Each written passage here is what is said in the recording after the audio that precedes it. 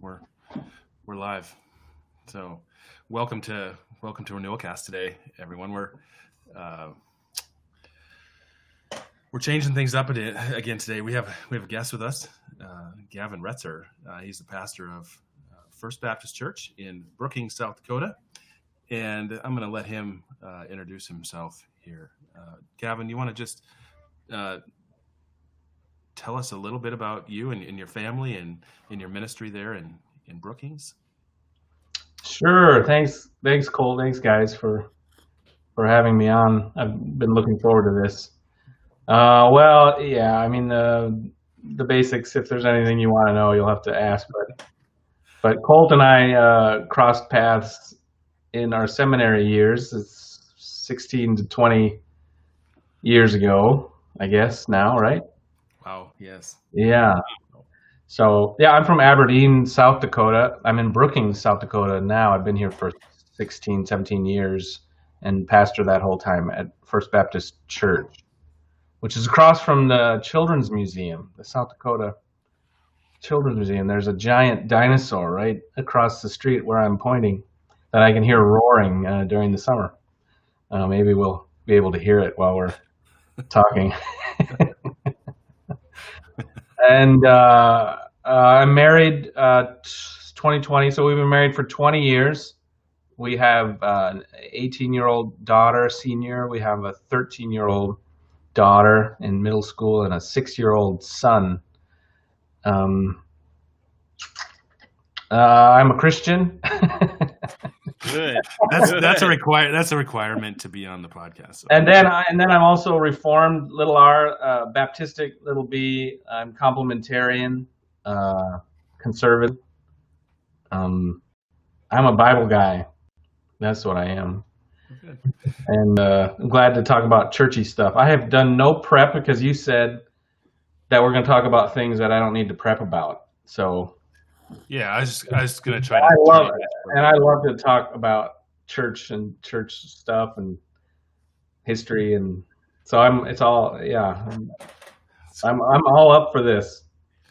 You're a churchman. I'm a church man. By God's grace, I hope to be one someday. At least the rest of my days. Tell us a little bit about Equip. How does that? Is that part of your? Is that a ministry of your church? Is that great question? Yeah, great question. So you know about parachurch ministries. There's Campus Crusade. There's Navigators, which is a great ministry. The head of Navigators here is one of our elders here. But we also have our own college ministry that is under the authority of this local church, and that would separate it from parachurch college ministries that perhaps encourage church involvement or whatever. But ours is connected to the church, and Luke, who runs it, is an elder here, and it meets here as well. And the students are encouraged to join. Much of the leadership are members. They go through membership class, baptism, whatever, and they become servants and even leaders and so forth. So programmatically, it's probably a lot like the Navigators, with an emphasis on discipleship, large group meetings, but that emphasis on the local church and being under the authority of a local church is crucial. And almost all of the men, there hasn't been a ton, but almost all of the men and women for that matter who have gone to the mission field for periods of time have come through that college ministry first. So it's been a blessing. When we came here, there were no college students in a college town at this little church, and someone had said, "You got to reach out to the cause." And my view at that point was, they don't give any money. They're not around much of the year, and this church is in a shambles. I can't afford that. I can't afford to spend time on that. But looking back now, that was the wrong perspective, to be sure, given how our church identity is very much shaped by those young people and them passing through here and the vitality of that, and the environment it creates where we're just always dealing with people making all the biggest decisions of their life. And working through all the theological issues that you would want to sit and talk with people about that they don't want to. Well, students want to, so that's a little bit about having a college ministry in your church. So, yeah. That's good. Well, Gavin, thanks for being on today. I just appreciate you and we kind of cross paths a little bit on social media and stuff like that. So I see some of the things you post and kind of get a little idea some of the things maybe you're interested in. So that's kind of where I kind of decided to come up with this particular topic today, and some of the things that are going on in the world today. You guys probably heard there's a pastor and I use the word. I mean, I don't know what else. A guy who claims to be a pastor in Georgia by the name of Raphael Warnock, and he's running for political office. He's running as a Democrat. He's pastor of a famous church, Ebenezer Baptist Church, and he has said that his position on abortion is compatible with the Christian faith, and he's basically open for he supports abortion at all places. So this has sparked some conversation all over the place. Tony Dungy maybe famously kind of had a little correspondence there on Twitter, said something about, wonder what book he uses as his guiding principles as if he's a Christian, because it certainly can't be the Bible. All he has to do is read Psalm 139, and you just realize that the Christian faith is just not compatible with abortion. So I guess, I'm sitting here saying, okay, we're calling this guy a pastor, and just calling the guy a pastor is almost legitimizing his warped view on just this one issue of abortion. So my question, I guess I want to just throw out here is pastoral qualifications. What kind of guy do we need behind the pulpit?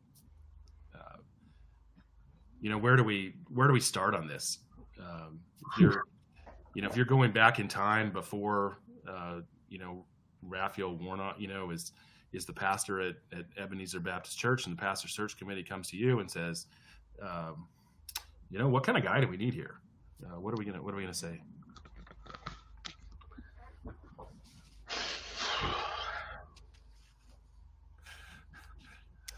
Well, just say when. Go ahead. Yeah.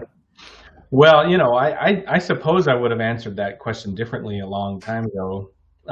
But part of the deepening of convictions through the years, sort of the casting off of methodological, red herrings and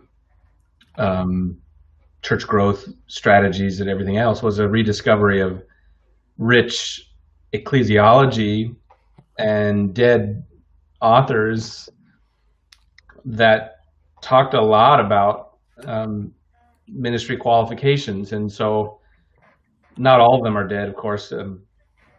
There's a lot of good books these days, and we read a lot of them. But there are books like William Still's The Work of the Pastor. I don't know if you're familiar with that. Even Paul Tautkus, I'm not sure that's how you say his name, but he was at ACBC Colt a couple years ago. He has a little book that's actually pretty recent. It was endorsed by John MacArthur, called I think Shepherding the Sheep, Shepherding the Flock of God, maybe. Anyways, but what books like that and so many others, you could go to Baxter or whatever, is just the idea that it's what you're looking for is something that the world hasn't been telling us we should be looking for in pastors for a long time.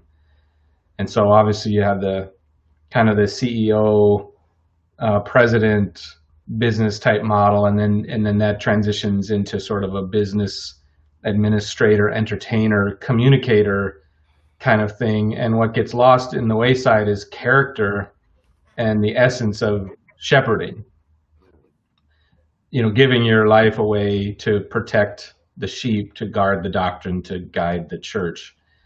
That was largely lost, and we're talking here mainstream American evangelicalism, even conservative mainstream evangelicalism. And so a recovery of that is going on.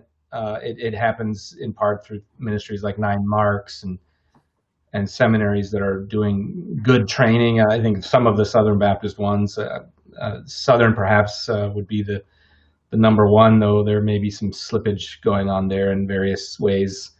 Midwestern Baptist, but anyways, it's the first thing you have to do to answer the question is, biblically, what is a pastor, elder, shepherd, and what are the qualifications there, and what is he called to do?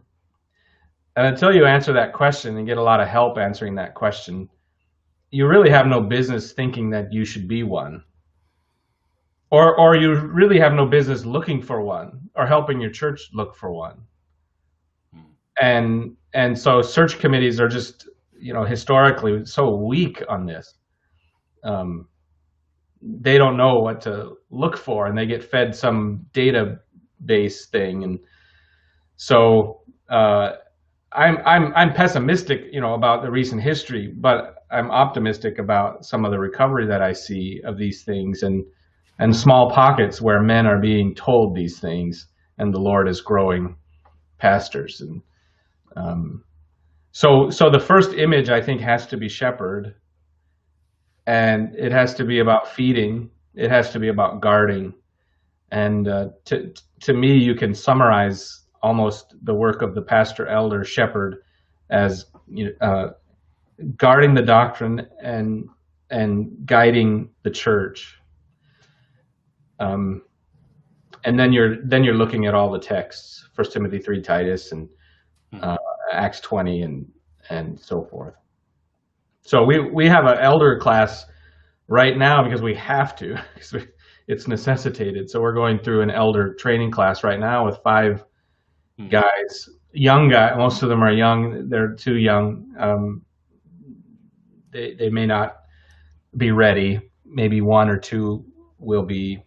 But that's exactly what I'm doing with them. We're reading those books. We're reading those texts. I'm impressing upon them through many, many weeks what it means to help us, or, have a plurality of elders that shepherd this flock.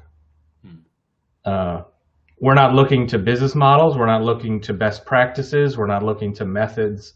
We're not looking to John Maxwell, although there's value in, probably leadership techniques and all that. But we're not looking to any of that. Do you know what an elder is? And do you feel called to do it? And that's probably the next thing. Is there an internal compulsion or desire to do it, coupled with an external affirmation, confirmation by your church, whether that's vocational eldership or pastoring or lay eldering or pastoring? I think that still needs to be there. So that would just be to start. And that's meant a whole world of difference to me in the fights that you have to have and knowing what you're fighting for. Maybe just Gavin, I think what you said was really good. Let me ask you for some clarification, just because I think that maybe some of our listeners in the terms, is there a difference between a pastor and an elder? Right. Maybe explain a little bit what you mean by. Yeah, that's fair. Yeah. That's fair. I'm jumping the ground with my feet, hitting the ground with my feet, spinning on that. No, that's fine. I think that's good. So that's a great question, and one that you have to deal with. And in the best little elder books, they typically deal with that at the front. Mm-hmm. And you're going to Acts 20 in particular, and showing that Paul uses 3 terms interchangeably for one office. And that's the episkopos word group, where that sounds obviously like, Episcopalians. Mm-hmm. Then you have the presbyteros word group, which is where you get all the Presbyterians. And then you get a shepherding word, elder, pastor, shepherd. there's different ways to translate those English words, but it all refers to this one office, which is this group of guys he's called from Miletus to talk to, generally called the elders. And then you have to understand that Paul says in a few places that he would instruct or do it himself or instruct others to establish a plurality of these men. Are we still there? Yeah. I just zoomed. Colt likes to play with things. A plurality of those men. And then from 1 Timothy 5, just last, you get this clear sense that you can actually set one apart for the purpose of preaching and teaching. Say that's his main job, and then you don't muzzle him. He Galatians 6, he should be able to earn his keep from the gospel. But he's still one of that plurality of elders, which can be described as any one of those three terms in the Bible. Having said all that, is there a cultural distinction to be made just that we need to acknowledge between elder and pastor? So I explained it biblically that there's not technically, but culturally there is, right? So people hear pastor and that's the guy who gets paid by the church and everything. So the way that we've done it is I'm one of the elders. We have a plurality of elders. I'm the guy who got hired by the church to be the full-time preacher teacher person, but I'm one of the elders.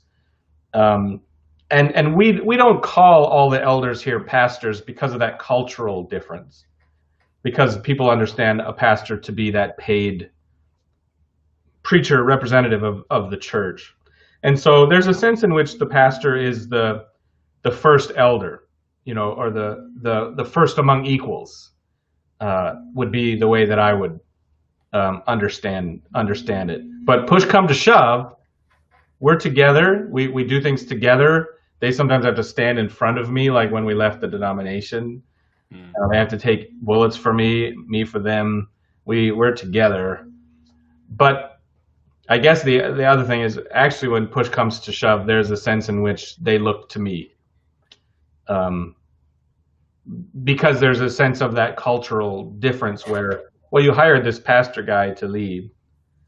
So we sort of have to fight to maintain that plurality, and you have to effort to keep yourself as a paid pastor on equal terms. Don't let them, put you up on a pedestal all the time or just defer to you all the time. It's your job to, because of those cultural views of pastors, right? You have to work at that plurality. So that's a long answer to that question, but all those words are referring to the same guy, the same men, elders as we call them. Yeah. No, that's good answer. So that at times then, Gavin, your elders are looking to you as a first among equals, but at times you may lose votes. You may be on the they may collectively go a different way than maybe you're leading, even because the same amount of authority, right? Is that what you're saying?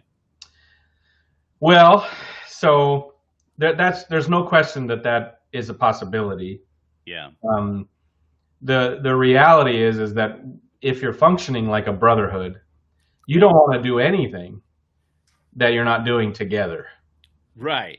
And so we never, and I, to this day, in 16 years, I've seen it done in my home church and others, and it splits churches and stuff, but we never go before the church ununified with anything. And so if we can't come to terms with it ourselves, we're going to table it and revisit it until we're unified. That's our perspective on it. So we're not going to be like, we got 3-1 and John's out again. And then eventually John doesn't want to be an elder anymore, or the pastor. That's not how we would do it. In fact, I waited years on one gentleman who was not reformed because I treasured him.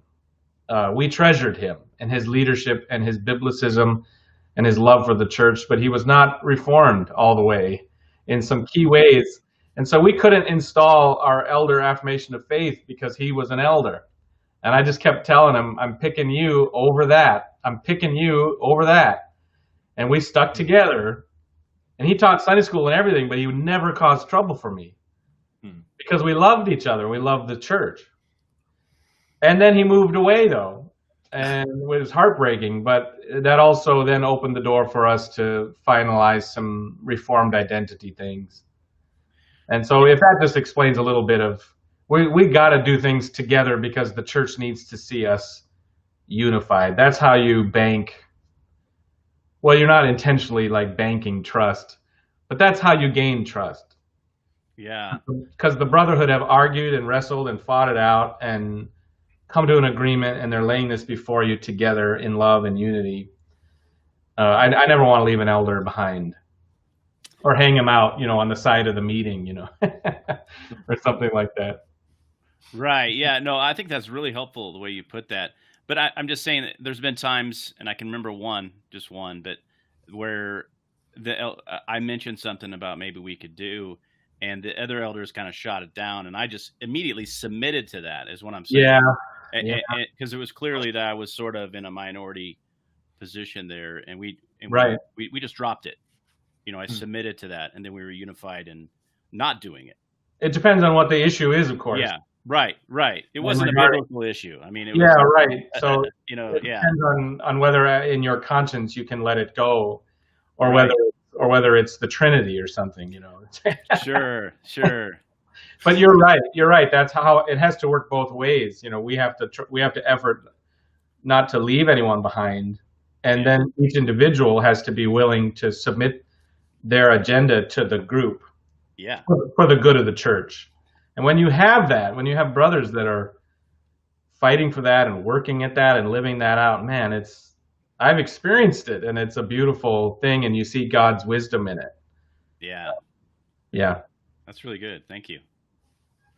Yeah, when when you read that, you desire to be an overseer, it's a noble task. You guys, just this conversation has I think really placed that. And we haven't even talked about, we haven't gone through, 1 Timothy 3, some of those texts that really lay out the biblical qualifications. But certainly just by our conversation here, it is a noble task, a high calling. There is a process there, Gavin. I like, how you were talking about, an elder training, and some of those things that just, we really care about this because they're people that are leading and guiding the church. These are the people that are going to wrestle with these things. And so now kind of switching gears just a little bit, say your pastor retires, or maybe a better, pastor retirement, you should have some warning, but say your pastor drops dead, or that happened. That happened right here just before me. That happened. Okay. And how do you go about finding? I know there were several churches around here that were, pastors left kind of all at the same time, and wow. How do you go about in these days? Certainly you don't go to Union Theological Seminary. There's some obvious ones that is. Really, you didn't like the thing with the plants and all that? Yeah, they, apologize to, ask for repentance from plants. And I thought that was chapel. Yeah. Sorry, I'm being irreverent. Sorry. No, I mean, they're not. It's not. Yeah, it's not really a seminary, but. Can you narrow it down any more than that? Like maybe not. Maybe. Well, I guess that's what I'm thinking, kind of in a broad category. Where do we start? Where does the church? How do you put, even a procedure in place? Thinking about, say you got a pastor that's a young guy like you, and how do you think about the future of your church? How do your elders think about that and where they're going to go? And well, so that narrows it. How do you plan ahead? I guess maybe. Right. Well, confessionally, haven't planned ahead, in terms of any succession or anything like that. I mean, I've never had the certainty that I won't be the one who closes the doors, Right. on the thing. I mean, it's always felt fragile to me, and ministry is fragile. Small-ish church life is fragile. I've been through, church wars and week to week, are we going to keep going kind of thing. And so I just never really thought like that. However, if it's to the question of if I get hit by a bus tomorrow, which is the way I put it, which could happen, and so what would they do? My belief is that the church has a core of people who are healthy enough because of the way the Lord has blessed us in terms of regenerate church membership, qualified elders, and a focus on expository preaching or expositional preaching and discipleship and trust in the word. That there's enough people who would not just be like, oh no, the church is done because the pastor's dead, or let's call the home base, because we don't have a home base. There are enough networking relationships with churches in the TPA and like-minded churches in the area. The allies and ministries we list on our website and more, everything from MacArthur and the Master's Seminary to, regardless of some recent questions, possible slippage, the Gospel Coalition, Nine Marks, and on and on. Ligonier, even though it's Presbyterian, might have some connections to Baptistic types. And then there's Piper's Church and the Treasuring Christ Together church planting network up there. And then there's like-minded seminaries as well. So these guys, like Luke peeked in here, and these younger guys, they're seminary trained thinkers and perusers and partakers of all of the content from all of these allies, and have learned with me and learned with us. And so I don't have any doubt that they would know who to call and where to turn to find somebody like-minded. He may even be here, It may be Luke. I mean, it may be one of these young guys, So there's no plan though. So that's not great, but I don't know. If you were approaching retirement age, I would guess. Yeah, no, right. I don't feel like it's this great work that needs to be, someone needs. Yeah, I don't have that feeling, like this. Maybe I don't think big enough, but my mentality is more of a head down, just keep preaching, keep shepherding. I don't think about what would happen if I get hit by a bus too much. I'll be with Jesus, and that will be far better. Right. Yeah. I think you can survive getting hit by a bus. I'm just saying that if I died when I got hit by a bus, right, severely maimed, and you couldn't. Yeah. I mean, maybe they'd keep me on if I just was severely maimed. But I guess my question maybe too is, and I think you answered this, was, if this is something that certainly pastors don't necessarily think about, but even churches don't really think about this until their pastor leaves. Well, in one way or another. The reasons, Colt, are at least twofold on the pastor side and the church side. The pastor side is because they typically have gone in the mainstream. That main line is a whole other thing, right? Mm-hmm. But the mainstream evangelical church, you go through this search process. Right. And there are regional people, and you're hired and fired by the church committee or board or whatever. And then search committees are also sort of beholden to the same system. There are variations.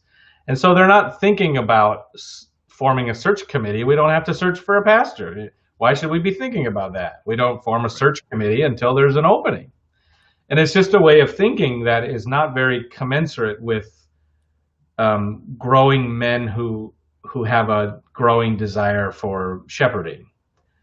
And there isn't a thinking about how do they make these men? I don't know, but the Home Office sends us a list of 5 that match a printout. Well, that's beyond me. I don't know how you find. I mean, it's not beyond God's sovereign control. I'm just saying that system seems dumb, to me. Yeah, good word there, dumb. Sometimes the simplest words are the most. Let's talk a little bit about here's where I want to go, and I'll just tell you kind of where I want to go. I want to talk about, and you mentioned this early, the Timothy pastoral apprenticeship. That's kind of where I'm going. I want you to talk a little bit about that because I want to hear about it. But let's kind of back up a little bit from there and talk about the current state of seminary education, how that's going.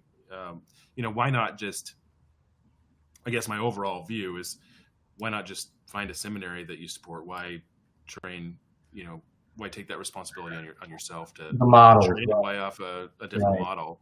So the state of current seminary education, right? There's always been this, in my mind, there's always been this tension between the church and higher education. I think we see that in in our denomination, in the seminary that we support. There's just this. It just seems there's this ongoing tension. Change in higher education is often mimicked, I think, in the seminary too. So maybe just speak about that for. Does anyone want to start? I got to stop my video for just a sec and fix something. I can hear though. Can you hear me? Yeah, we can hear you. Yeah, John, do you think that's fair? Right, that there's a tension between the church and higher education. I mean, am I saying that right? I'll tell you what, our friend's back. Let's go to him. Oh. Are you sure? Okay. Well, the model question is a great one, and just for us, it isn't that our involvement with the TPA and having Ryan Franchuk on would be a great idea. I mean, if you really wanted to dig in, it'd be like an infomercial, though, is the thing. But he's a really deep thinker. I don't know if you know Ryan very well, but he runs the TPA from Del Rapids and Timothy Pastoral Apprenticeship. What that is just to be clear about what it is an alternative elder pastor ministry training program that's localized in partnering local churches. And so the TPA either places a man who they find or who finds them, or in our case, guys that come through and then they become part of the program, but they do it from a distance or driving to a hub like Dell or Sioux Falls. But they do their training, studying ministry experience in that local church, and they're explicitly mentored by the pastor or the group of elders or whatever. You don't graduate with any accredited degree. You're limited probably to the region and the churches, unless there are like-minded churches that could investigate that or whatever and find that it was sufficient. So by being a part of the TPA and participating in it, it's not for me a rejection of all the other models. It is, though, an acknowledgement that the main traditional model has significant weaknesses. Particularly as time changes and the number of faithful, deeply theological seminaries decreases. We went to a seminary. There's lots of other ones that are increasingly regional training grounds. That would be my phrase for these seminaries that try not to offend anybody, and they try to appeal regionally to as many people as they can.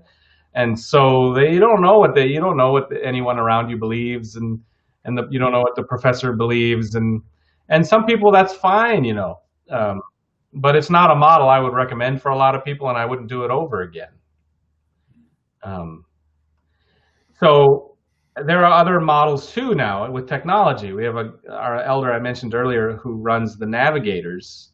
He's moving away to Eau Claire to run the Navigators there soon, and he's starting seminary online through Midwestern Baptist Theological Seminary, which is a great school. Owen Strand is there, and a bunch of other dudes, and he's starting a degree there, all online, and he's gonna.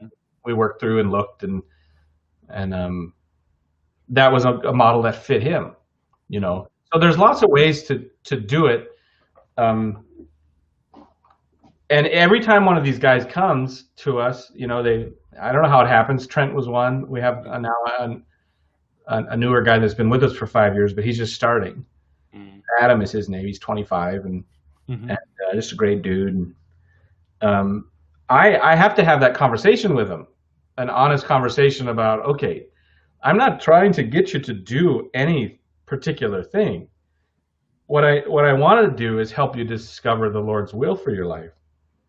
But what that means is I have to be honest about what the models are and what their strengths and weaknesses are, and then you got to make the call. You know, I don't want him to do the TPA. I mean, selfishly, I want him to stay, but I want him to do what the Lord is leading him to do, and that he discovers is, you know, with counsel from me and others, is what the Lord would have him do.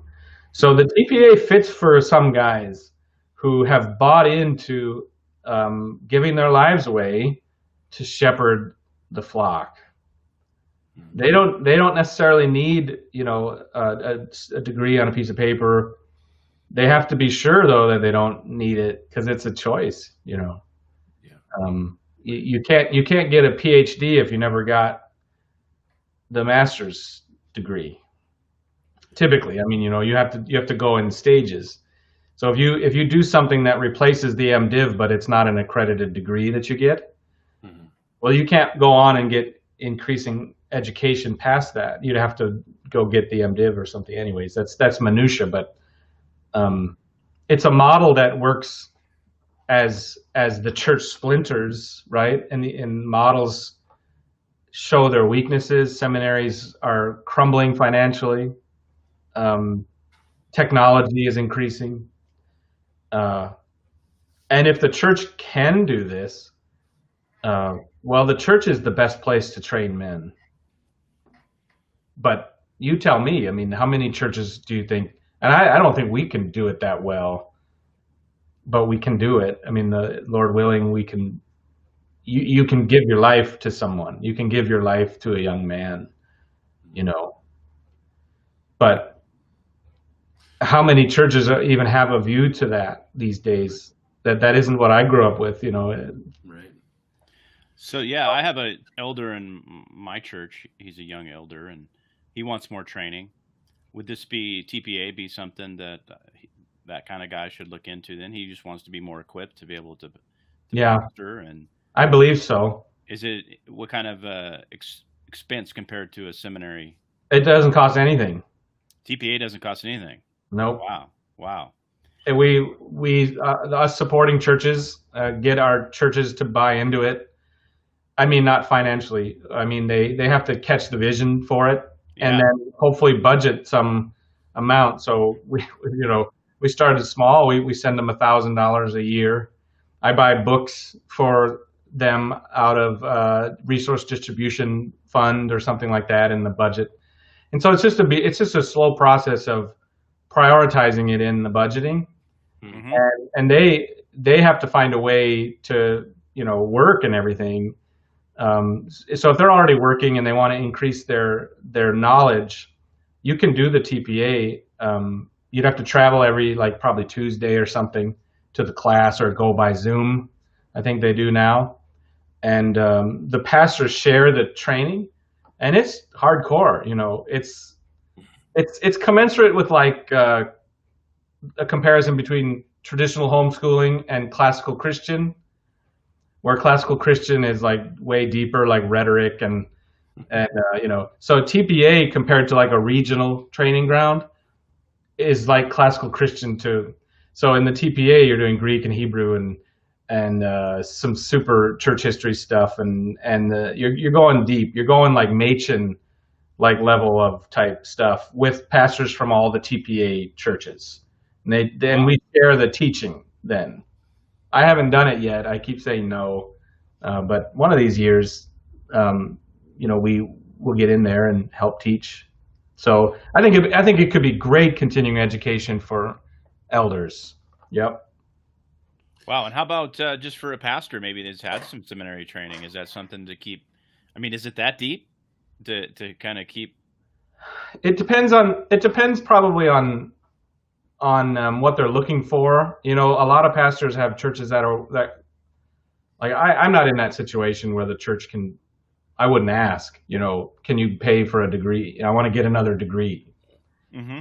I know pastors who are in that situation, so the church will pay for you to fly to seminary and get that extra degree, and you just want to up your game, like you want to get that doctor of ministry. But if it's a pastor who, is in smaller situations, maybe don't have the MDiv, mainly recently found this deep well, of Reformed Baptistic stuff, it could be a way to go about training. All you'd have to do is, and I don't mean to do an infomercial for it. I just believe in it as a model because I believe in these guys, and I've seen it have an effect. So all you have to do is, you could contact me or we could get you in touch with Ryan. It's a small operation, so you can get your questions answered quickly. Yeah, I'm glad we have you here. It's a great group of guys. I'm not including myself. Oh, in that. I'm talking about those guys. Yeah. One more question. So, like you were saying, regional training grounds are pretty broad, and they don't really take positions. Yeah. So this PTA program, what lane you driving down there?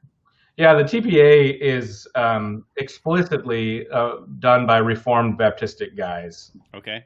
Most of the churches are North American Baptist churches, which is probably neither here nor there.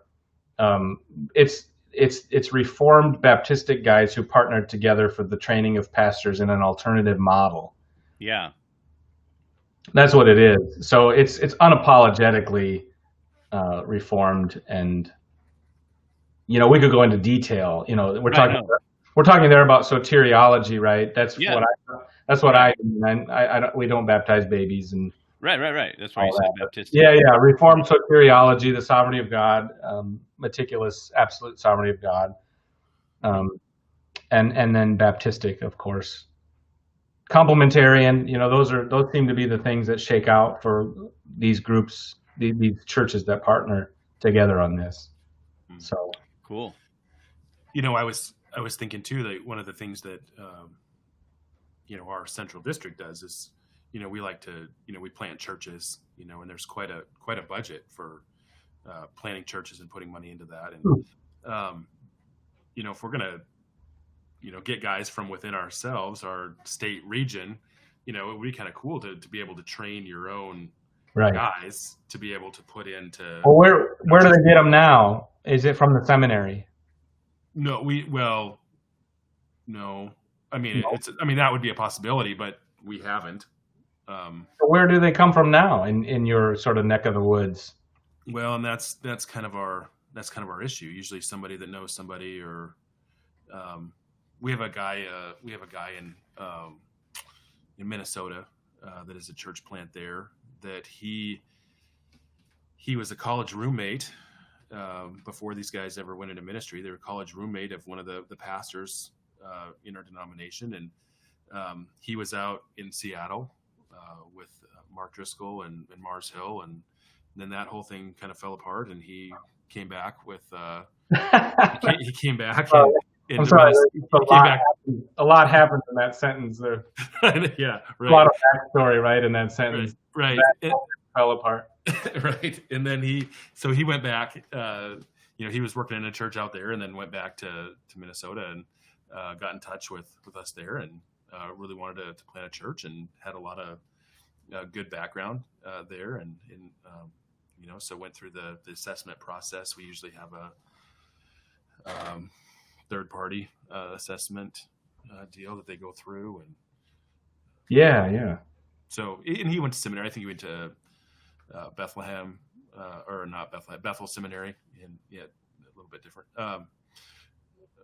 in Minneapolis there, and he's a good guy, Yeah. But it's just kind of all over the place. Is that? I mean, that's kind of like a traditional reality, I would say that my home denomination, to the degree, in my home church, to the degree that I keep up, seems similar to that.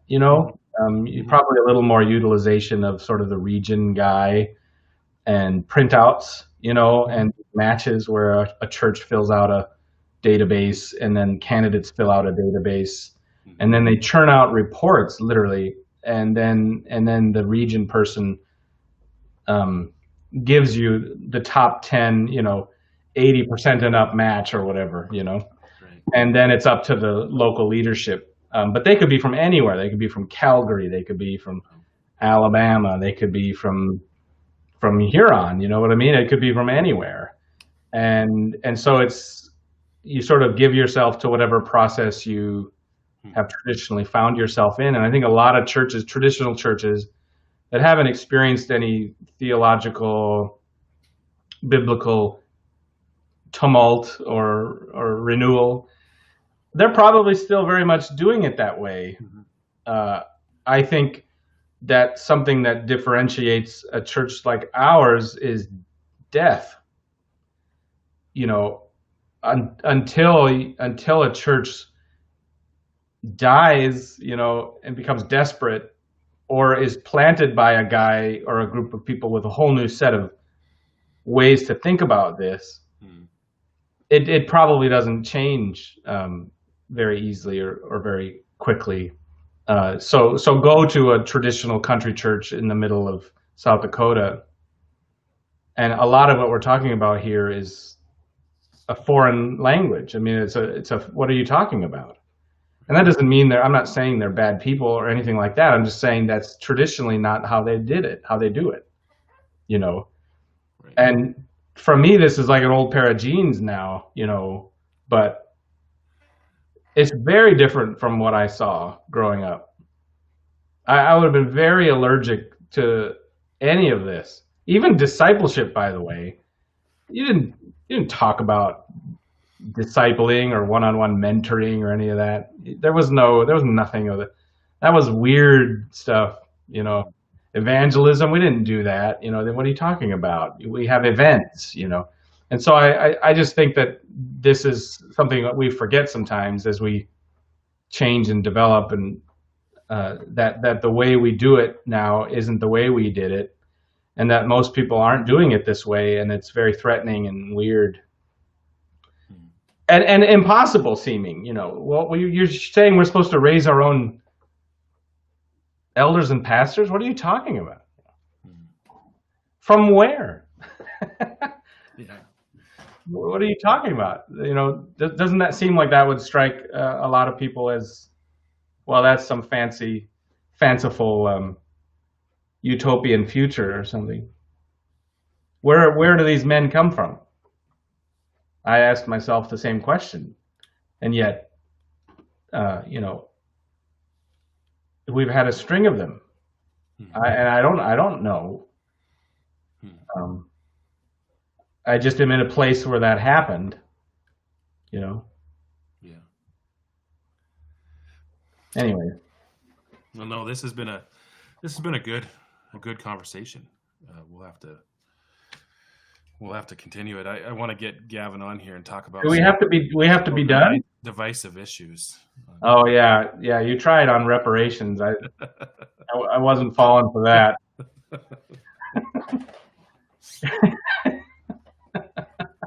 No. Yeah, I need to watch some more Eric Mason before I'm prepared to. Yeah. I was telling him about possible things we could talk about, and one was a biblical defense of reparations. But I have listened to the Virgil Walker and Daryl Harrison reparations thing from months ago. Yeah. That's the full extent of what I've read and listened to about it. Yeah, that they do a good job on that. That Just Thinking podcast is really good. Yeah, I've appreciated them as well. Maybe we could talk about rioting or something. Yeah. Well, yeah. I think we've probably went on long enough here. But well, thanks, Gavin, for being on. And yeah, thanks for asking. Really appreciate that. And so until next time. Until we meet again, brothers.